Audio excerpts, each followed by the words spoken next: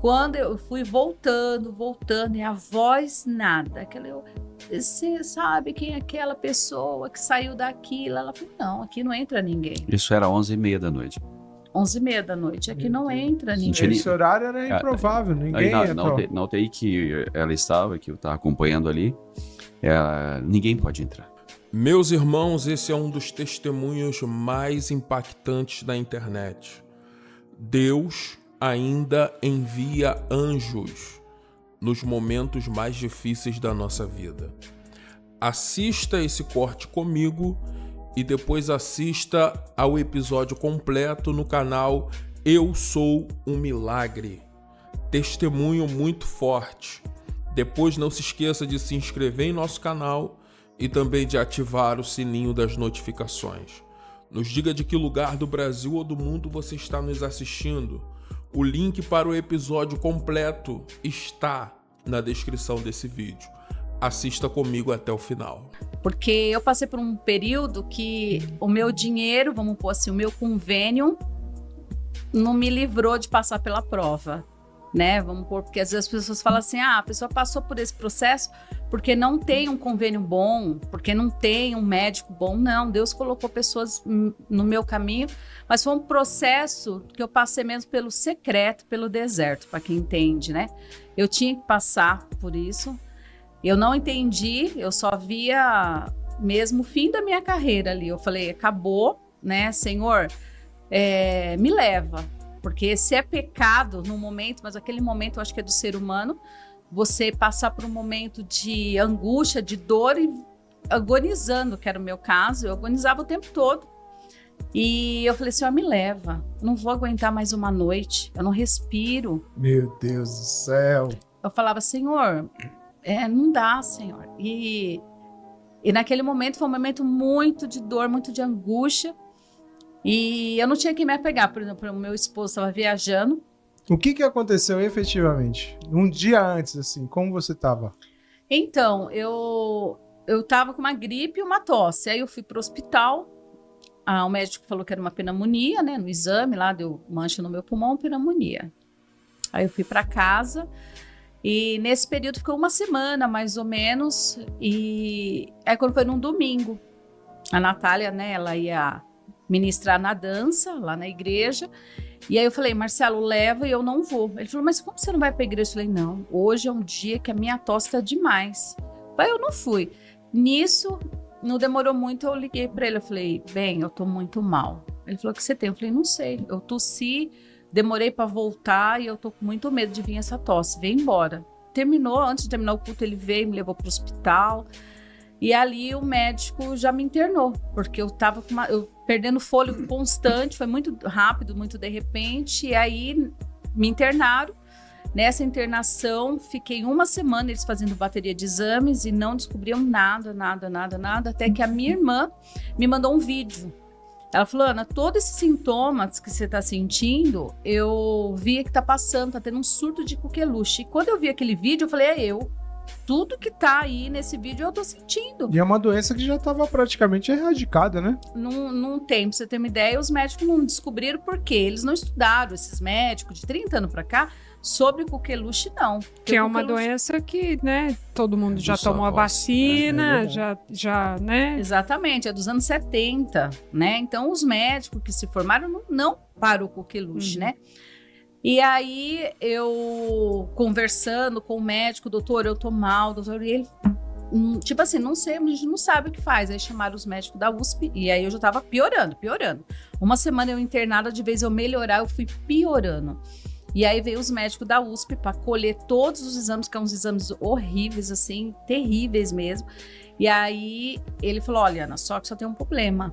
Você tá ruim, tá mal, só que esse exame só fica pronto com 23 dias. Jesus, amor. O coqueluche, eles colhem e colocam lá na estufa para ver se ele se prolifera, né?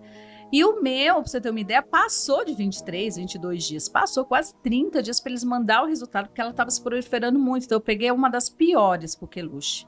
O médico falou. Então, nesse período, foi muito falta de ar. As pessoas falam, Ana, o que é a coqueluche? A coqueluche não é simplesmente uma...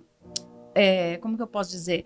uma tosse. As pessoas, mas eu lembro, quando eu era pequena eu tinha, era uma tosse comprida. Gente, a coqueluche, eu falo que eu prefiro pegar 10 Covid e 10 dengue, mas nenhuma coqueluche.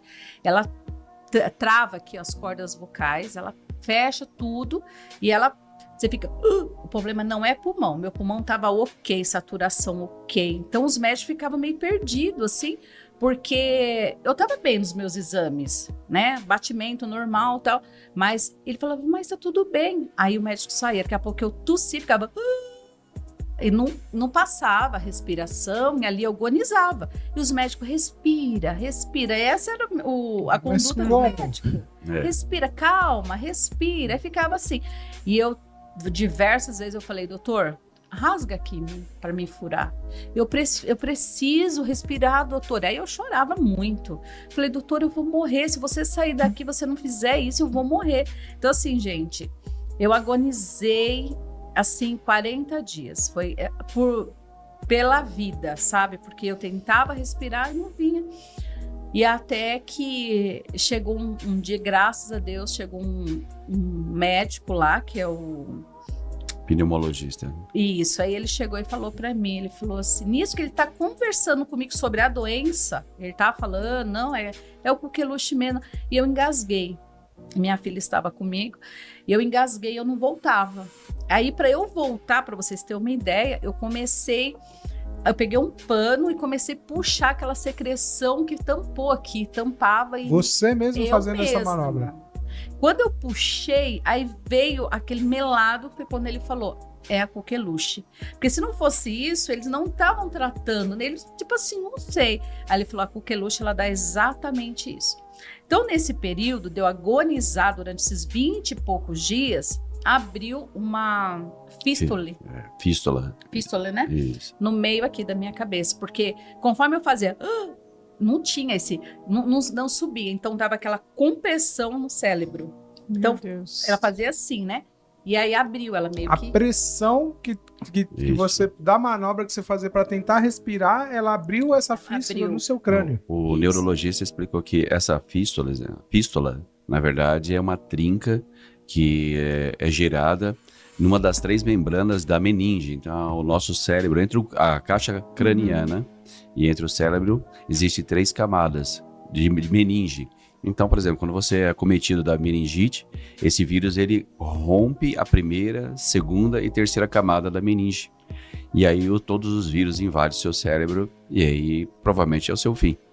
E nesse processo de coqueluche, toda vez que ela tossia, como a tosse era extremamente forte, gerava assim, uma pressão absurda no cérebro. E com essa pressão, aí uma dessas meninges começou a romper, causou uma trinca. E toda vez que ela baixava a cabeça, né, ficava, por exemplo, sentada ou em pé, e aí inclinava a cabeça para baixo, então saía o líquido do cérebro, e aí começou a vazar o líquido do cérebro. Deus. E o neurologista e o pneumologista também explicou que se isso não fosse estancado, ela tinha o risco de ficar aí vegetando ou vir até a morte. Meu Deus. E é com esse líquido que estava saindo por trás. Tem uns que sai pelo nariz, se abaixa ele pinga. E tem uns que é por trás, né, do cérebro, e ele vem pela garganta. E era esse líquido que eu engasgava. E ninguém entendia. E vinha do seu cérebro, descia isso, lá na garganta. atrás. É um líquido gelatinoso que sai pelo nariz e às vezes se acumula na garganta. Aí nesse dia que eu engasguei, que eu tudo. Joguei, que eles viram que era o líquor, que eles falam líquor, né? Que sai do cérebro. Ele falou, é o coqueluche. Pequenos veios de sangramento, então a coisa começou a ficar complicada. E aí veio uma junta médica, e aí o cirurgião falou, não, a gente tem que abrir a sua cabeça. Tem que abrir para estancar esse líquido, para ele não descer mais. E aí é por parte. Só que vamos primeiro fazer essa cirurgia, depois nós vamos ver o otorrino para entender a sua falta de ar. E eu falava, não, doutor, não. Eu quero primeiramente a minha falta de ar. Esse líquido não tá nem me incomodando. Eu querendo causar, ajustar o efeito e não ir na causa. Mas foi falta de conhecimento, né? E eu falava, não, doutor, eu não quero abrir a cabeça. Já pensou em abrir a cabeça tossindo? Eu morro. Porque eu pensei, eu imagino eu com um ponto na cabeça tossindo. Vai abrir tudo, eu ia morrer, eu no meu pensamento. Eu falava, Senhor, tem misericórdia, Senhor, vem ao meu encontro, Senhor. Aí tem tudo isso. Um dia eu estava na igreja e o pastor Jara, o pastor Cassiano, estava anunciando, né, as orações, né? O pastor Cassiano falando oração das 3h15, aí tinha das 5h15, tinha meio-dia, e eu lá na minha pequena ignorância, né, falei assim, Senhor, mas pra que tanta oração? Esse povo não dorme, é de madrugada, é meio-dia, é 3, eu falei, ai, 11 da noite. Misericórdia, Pai. Para eu orar só pela misericórdia, né? Eu oro para dormir. E de manhã assim, obrigado, Pai, amém, né? Aí, quando você vê o motivo, a necessidade de uma oração, você entra no propósito. Até então você não sabe. Né? Que eu falo, às vezes a gente vai para a igreja, a gente não sabe o propósito que você tá ali. Às vezes a gente reclama, sabe? Ai, eu queria tanto ter isso, eu queria tanto aquilo. Gente, a única coisa que eu queria ter naquele momento era fôlego de vida, sabe? Era fôlego de vida. E aquilo, eu só frisava. Todo mundo orando meia-noite, 3 da manhã, 15, e eu fiquei assim, tinha um relógio bem assim, na cama que eu estava, né? E eu, 3h15, ai, estão orando por mim. Ai, Senhor, eu escuto oração, Senhor, daquele povo. Meio-dia, Senhor, eles estão orando. Para mim, todo dia era oração. Aí eu estava necessitada da oração de vocês, né? Da igreja, enfim. E eu fiquei ali, Senhor, manda um anjo aqui, Senhor. E eu não podia receber visita até então, porque foi... Aí um dia, o médico... Eu não estava ainda na UTI, eu não estava... Aí chegou... Você estava internada? Internada. Esse período que você falou dos 20 e poucos dias, você ficou internada ou você alternava entre ir para casa e... Internada o tempo internada todo. Esse tempo todo, até descobrir de fato que era coqueluche. Isso. Mas você ficou em isolamento, né? Pelo fato de ser durante contagioso? uma semana não, porque não foi constatado. Sim. Dessa uma semana, não. Aí, quando eu passei todo esse processo, que eu joguei essa gosma para fora, que o médico falou, não, é isolamento. Aí já me levaram para isolamento. Aí eu já fiquei lá, ninguém me via, nada. Mas eu quero fazer uma pergunta pro Marcelo. Marcelo, como é que foi esse período para você ver sua esposa nessa condição? Terrível. Terrível. O tempo todo eu ficava clamando a Deus. O tempo todo em comunhão. A palavra de Deus, ela nos ensina que é melhor ser 2 do que um apenas no caminho. Porque um caindo, o outro levanta. E essa palavra ficou bem fixa na minha cabeça e não tem como apagar nunca mais. Porque em muitos momentos ela, vamos colocar assim, acho que esse é o termo mais adequado no momento, ficou moribunda, ou seja, ficou à beira da morte. Porque devido ao tempo a gente está falando de forma bem resumida. Mas nos bastidores tinha muitos momentos que eu conversava, não na frente dela, mas conversava a parte com o médico, a parte com as enfermeiras, para que ele sabia exatamente o que estava acontecendo. E sofria pressão dela para que eu fosse para casa, para que abandonasse ela, porque ela tinha medo de morrer perto de mim. Porque a ânsia da morte começou a se aproximar, né? Então ela o tempo todo me enchia as paciências, vamos colocar assim, para que eu fosse para casa, para que eu não visse ela morrer no caso ela viesse a falecer e não tivesse esse impacto na minha vida. É uma demonstração de amor da parte dela, né? Mas de outra parte eu não aceitava isso, porque para mim Deus não dizia que era o fim. Então eu me firmava na palavra, o tempo todo ouvindo a palavra, o tempo todo ali buscando a Deus. E quando a situação agravou, do outro lado eu recebi a pressão do médico para que eu autorizasse ele, ou seja pela via nasal ou pela abertura da caixa craniana, que eu autorizasse essa abertura, essa cirurgia. Eu falei, não, eu não autorizo. Ela vai morrer, eu não autorizo. Não vai abrir a cabeça dela. E numa das conversas, estava na presença da minha esposa, ele tornou a falar isso na presença dela. E ela falou, bem, deixa abrir minha cabeça, pelo amor de Deus. Eu falei, não vai abrir. Não é isso que Deus quer. E eu continuei. Pressão da família, pressão de todos os lados, né? Então a gente tem que lidar com essa situação. É uma guerra, uma espiritual muito grande, né? E você tem que prestar conta para as pessoas, para os irmãos da fé, para a família, para todo mundo. E você tem que se posicionar. O meu posicionamento foi, eu liguei para a empresa e falei, eu vou me internar com minha esposa. Passei a mão no notebook, as minhas coisas, a roupa que eu podia usar e fiquei com ela. A hora que ela foi para a UTI, eu fui para a UTI com ela. E aí, nos momentos em que ela estava dopada, estava apagada, dormindo, eu ligava o notebook ali do lado e ficava trabalhando. E ali, respondendo só por mensagem, deixei todos cientes, clientes, todos cientes que eu não podia falar em áudio, somente por mensagem. E eu continuei trabalhando de dentro da UTI junto com ela. E as pessoas falavam, queria que eu fosse embora. Eu falei, não vou embora.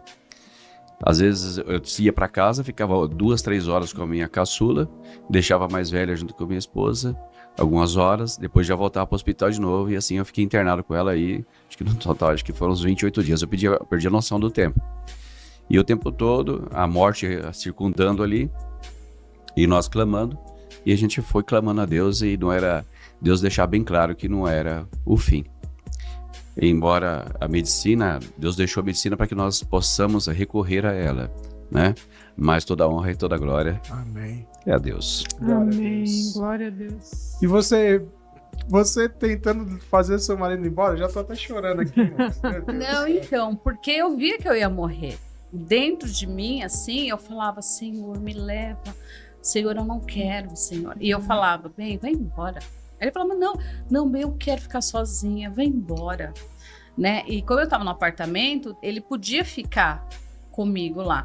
E eu falava, bem, você pode pegar o coqueluche. Ele falava, não, Deus está me guardando. Mas ele estava com a máscara, tudo. E os outros pareciam astronauta para vir os médicos e tal. E ele e a minha filha.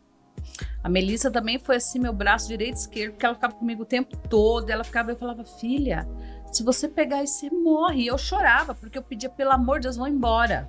Eu ficava com receio também deles pegar, né? E ela falava, mãe, por que você não quer que ninguém fique aqui? Aí eu comecei a chorar. Eu falei, filha, a mãe vai morrer. Eu falei, a mãe vai morrer e eu não quero você aqui. Nem você, nem o pai. E ele tava viajando, né? E ele tava... E aí ela falou assim, mãe, eu vou ligar pro pai. Eu falei, não.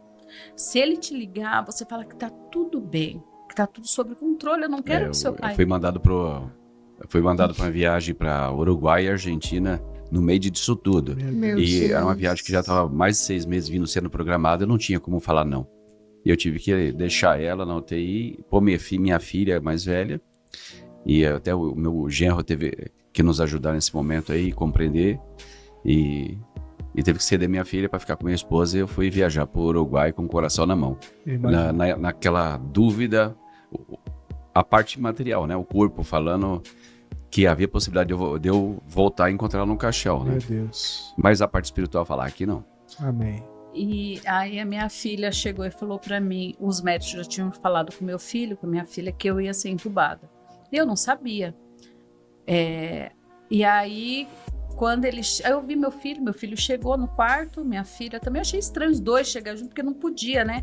E eu deitada, e aí eu vi, daqui a pouco veio os médicos, aí meu filho veio, minha filha falou assim, mãe, os médicos vão fazer um exame na senhora, e esse exame, a senhora tem que se entubar, Aí eu falava assim, mas eu vou respirar? Porque eu respirava meio respira, assim. Então eu não podia falar, senão eu tinha medo de aquele líquido que ficava aqui, eu engasgar, e aquilo era uma morte, eu pulava, ficava pulando, arrancava os acessos, porque conforme eu pulava para buscar o ar, ele saía, era horrível, o braço estava toda deformada, de tantas picadas que eu pulava para buscar o ar, o acesso saía. E aí eu falei para minha filha, mãe, aí meu filho chegou perto de mim, e ele já começou a chorar também. E veio os médicos para me levar para a sala de cirurgia para me entubar. E aí meu filho falou assim, ô doutor, a minha mãe pode pôr uma camiseta? Eu tava com aqueles vestidos de hospital, né, assim. Aí ele falou, não, ela tá indo pro centro cirúrgico. Aí eu olhei para ele assim, aí ele pegou e falou assim, ô mãe, mandaram entregar essa camiseta. Foi essa camiseta.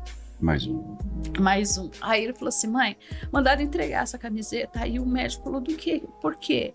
Aí ele falou assim, é da minha igreja, os irmãos que estão orando. Aí o médico pegou a camiseta e colocou assim em cima de mim, e eu fui pro centro cirúrgico. Quando chegou no centro cirúrgico, que eu olhei assim, aquele globo, que eu olhei tudo aquilo, eu peguei a camiseta e falei, Senhor, ele tinha o relógio. E eram mais ou menos 3 horas. Aí eu falei, Senhor, a tua igreja está orando. Falei, Senhor, escuta a oração, Senhor. da tua igreja, Senhor, sobre a minha saúde. Senhor, eu sei que eu não vou voltar. Assim, a sensação, o meu sentimento é que todo dia eu ia morrer. Aí eu peguei a camisa e fiquei. E aí ele falou, Ana, vou te dar um líquido e você engole. Conforme você vai engolir, a gente vai dar o tubo para o tubo ajudar a passar. Eu olhei para ele e falei, doutor, eu não consigo fazer isso, porque eu não consigo engolir direito, que eu engasgo.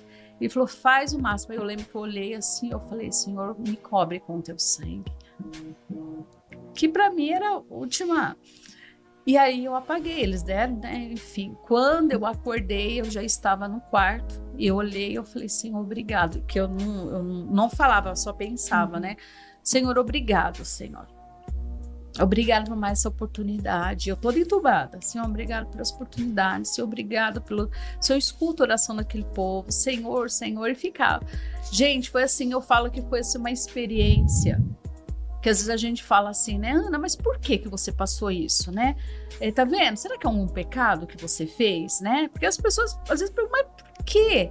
Porque assim, gente, eu já passei por muita enfermidade. Eu já tive câncer na garganta, Deus me libertou do meu câncer, sabe? Eu passei por endometriose. Cada filho meu foi um testemunho. Cada filho meu foi uma obra que Deus fez. E eu falei, Senhor, eu nadei tanto para quando eu chegar agora, que é para mim desfrutar o que tu me deu, eu vim a óbito. Porque eu não estava morta ali, né? Eu estava morta, eu só estava assim, vegetando. Porque quando eu tossia, eu via a morte. E os médicos, que eu acho que é a pior sensação do ser humano, é você olhar para o médico, achando que ele é Jesus Cristo, e você falar, me ajuda. E ele olhar e falar, não posso fazer nada. Meu Deus. Aí é hora de você falar assim, Pai, eis-me aqui, o que tu queres, Senhor? Né? Então foi um momento assim que eu busquei, assim, eu fui no meu secreto, eu fui mesmo, falei, Senhor, me ajuda, me dá mais uma chance, Senhor, eis-me aqui, o que tu queres que eu faça? Sabe, então não foi porque eu estava pagando pecado, não, gente, eu falo que tudo que eu passei foi um processo que eu tinha que passar, para o nome do Senhor ser glorificado. É muito fácil você contar um testemunho, você ouvir um testemunho, dizer glória a Deus, gente, passar por aquele processo, daquele deserto, pelo vale, só quem passa sabe que não é fácil, é terrível. Então hoje eu louvo e agradeço a Deus por todas as orações, pela oportunidade que Deus me deu. E voltando lá, o médico chegou e falou para mim, vamos abrir a cabeça. O Marcelo falou, Ana, eu passei a noite toda aqui e eu vou pedir uma transferência para você. Não é certo um hospital desse tamanho porte não dar uma resposta para gente sobre o otorrino, porque eu não tinha voz. A voz foi diminuindo, foi sumindo. Aí ele pegou e pediu uma transferência. O quadro dela só foi piorando. E eu não via mais saída.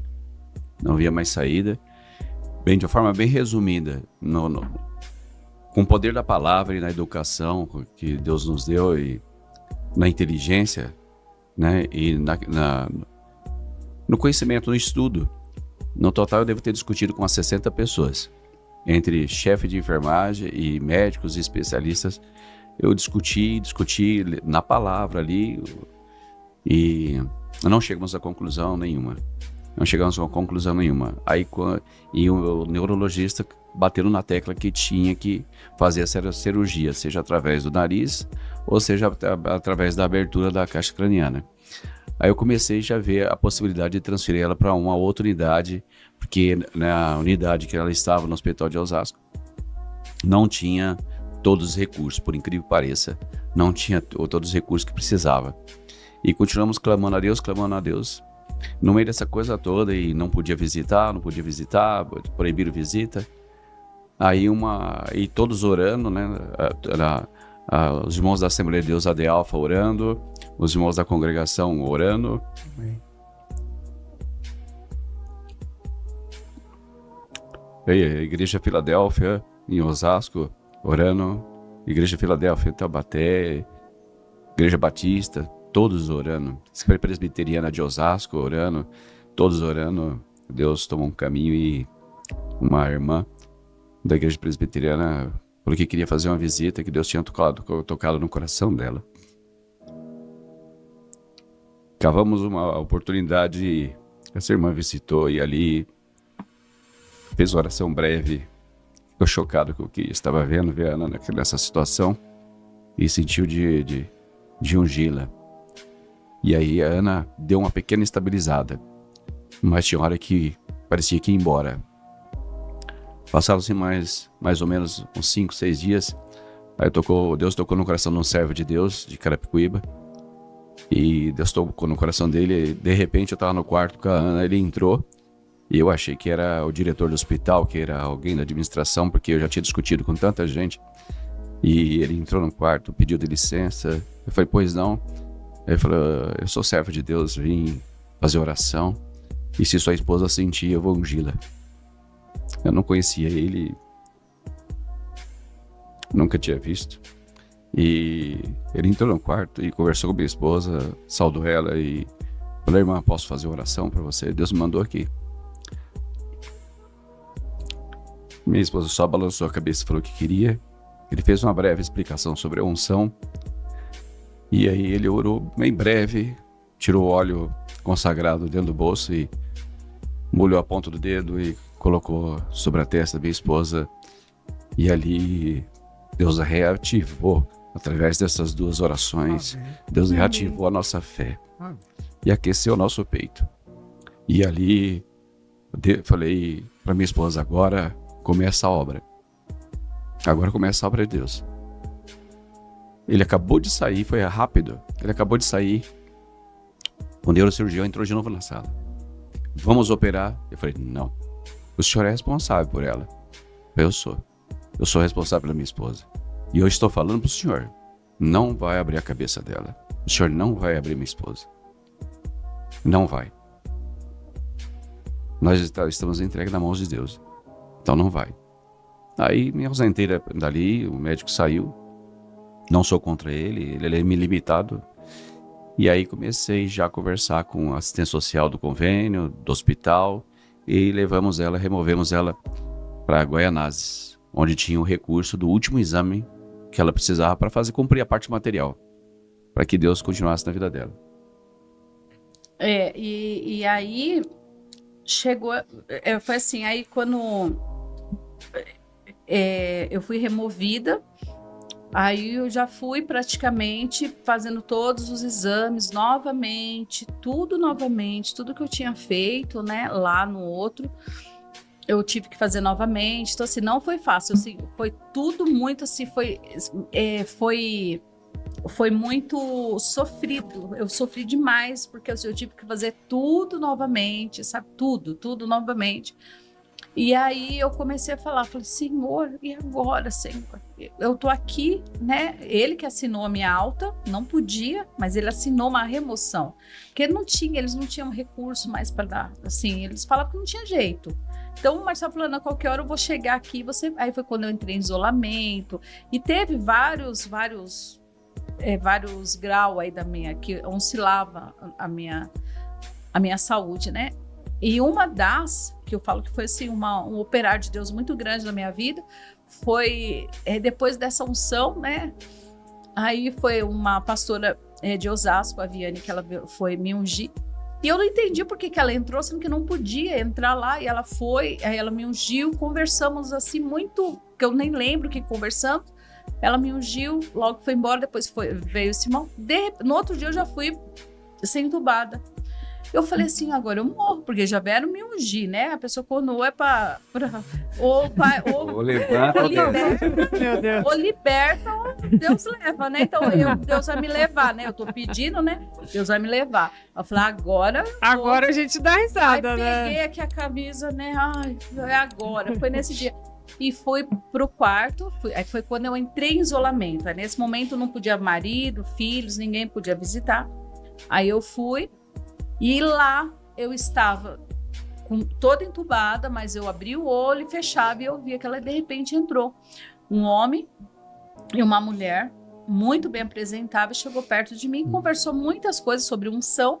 Ele falou, você aceita? Eu só balancei a cabeça que sim. Fora que eu saí do quarto, o momento que eu saí do quarto, ela teve essa visita. Isso, ele não podia ficar, só que ele entrava e saía, porque é onde e foi no momento que ele saiu, essa pessoa entrou, esse casal, né?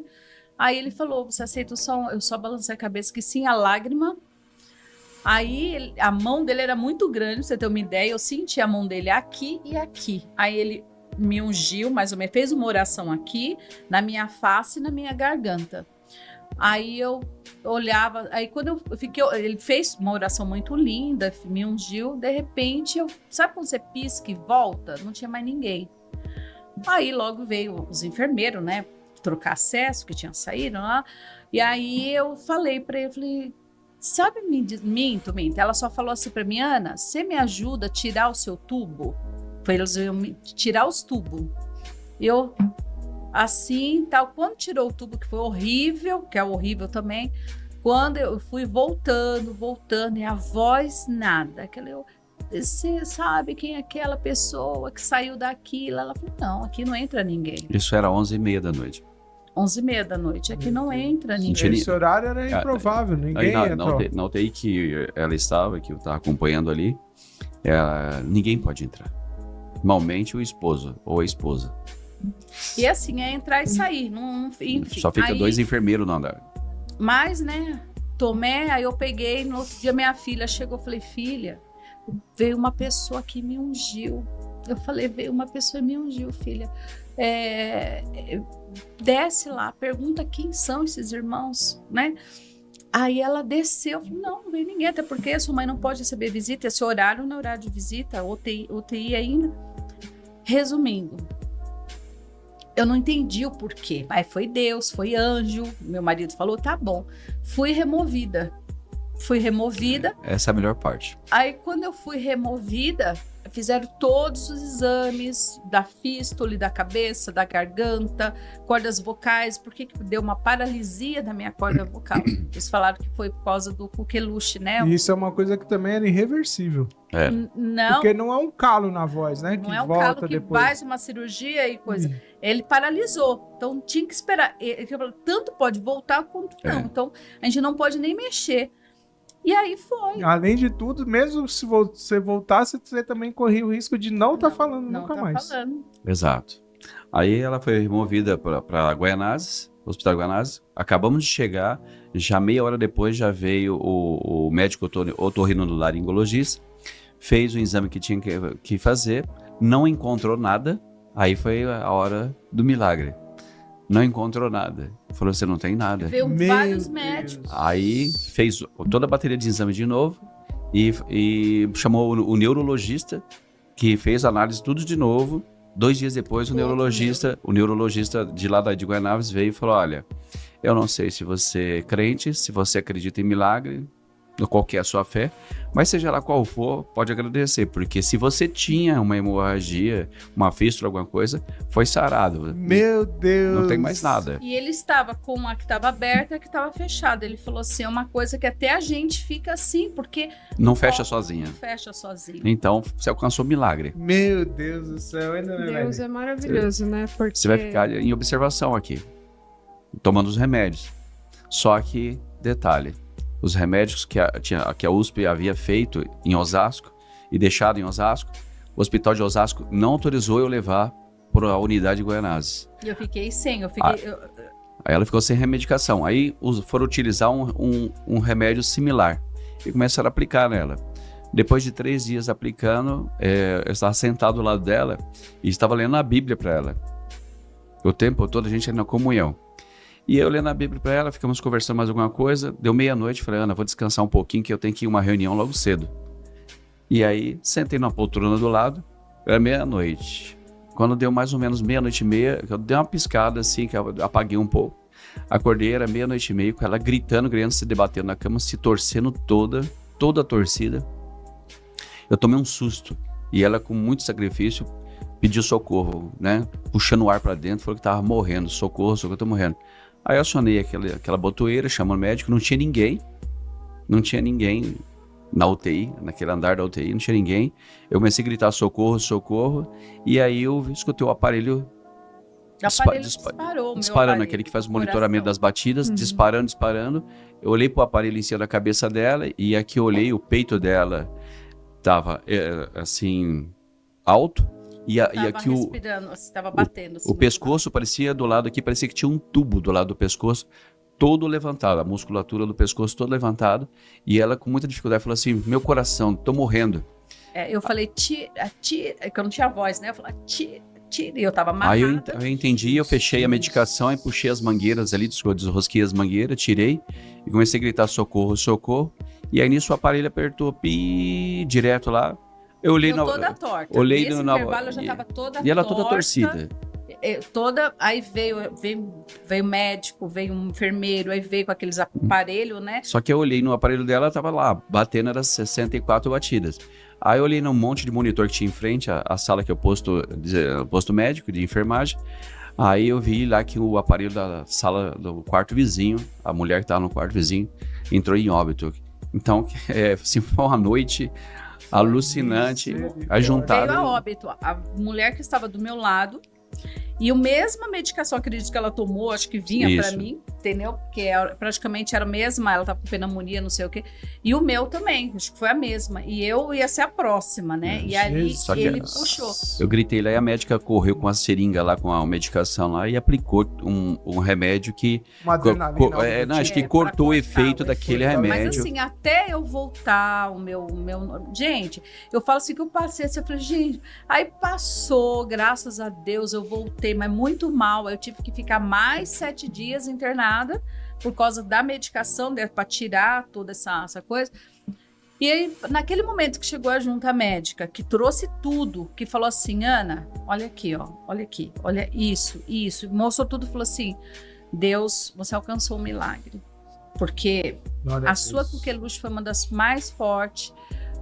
Você estava pegando um quadro aí da sua garganta. Então, assim, Ana, vamos dar alta para você, mas você tem que procurar um especialista, um otorrino, para ver suas cordas vocais. Eu não falava ainda, porque assim, você teve uma paralisação nas suas cordas vocais. Então, assim, pode ser que com fono ela volte, fez assim, ou uma cirurgia, porque eu não entendo disso, ele falou, mas o cirurgião da corda vocal. Aí fui atrás, aí eu tive alta, aí só foi. Então, nesse período, eu parecia que eu estava internada, porque eu só vivia em hospital, entendeu? Eu só vivia em hospital. Então, fiz aí, o médico falou pra mim, olha, eu vou te passar pra um outro amigo, porque isso, né? Então, eu passei em 3 otorrinos e ninguém quis me pegar.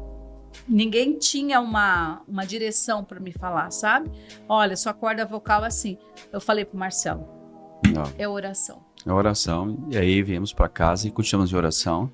Alguns efeitos ainda ficaram, ela perdeu musculatura da perna, muita musculatura da perna, e esse processo de reabilitação não foi fácil, teve que ter paciência, e ajudando ela a levantar aos poucos, e ajudando ela a se cuidar aos poucos. A mulher fica com muito, o cabelo dela caiu muito. Eu chorava porque foi difícil. Mesmo eu com a alta, mesmo eu tendo alta, mesmo... eu fui para casa e muitos pensavam assim, ela teve alta, tá tudo bem. Mal sabe o que eu passei, porque veio essa angústia, veio o começo de depressão. Primeiro eu emagreci, depois eu engordei 95 quilos. E eu me olhava assim, eu falava, meu Deus, o que tá acontecendo comigo? As tosses continuaram. Eu não tinha mais a falta do ar como eu tinha, mas ainda eu tinha muita falta de ar, eu não dormia, eu dormia no sofá sentada. Dores do corpo inteiro. Ana, para que a gente deixe até um pouquinho mais claro, pega aí. Para que a gente deixe até um pouquinho mais claro tudo que vocês falaram, eu queria colocar um áudio aqui. Bom dia. Bem, antes de madrugada, o balão de oxigênio para fazer o teste. E começando a respirar normal. Eu não tô com meu telefone.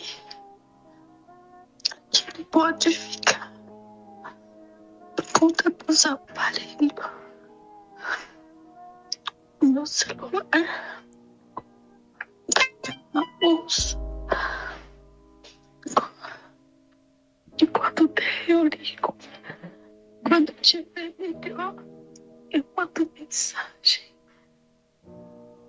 não tô ainda bem. Deu um problema na minha cabeça. Eu tentando respirar, deu uma distensão no crânio. Mas o médico falou que isso passa, dá jeito. Eu não posso falar. Se der, mais tarde eu tento escrever. Eles não deixam eu pegar esse celular. Passei muito mal esses dias. Amém. Ô, Ana, a gente se conheceu um pouquinho mais na casa do teu filho, né? E a gente marcou de fazer um podcast falando sobre família. Não sei se você vai lembrar disso. E acabou não dando certo na época. Mas eu gostei muito de você aquele dia. Foi a primeira vez que a gente conversou. Eu senti muito amor por vocês. Quando eu vi esse áudio, eu pensei que era a última vez que eu ouvi sua voz.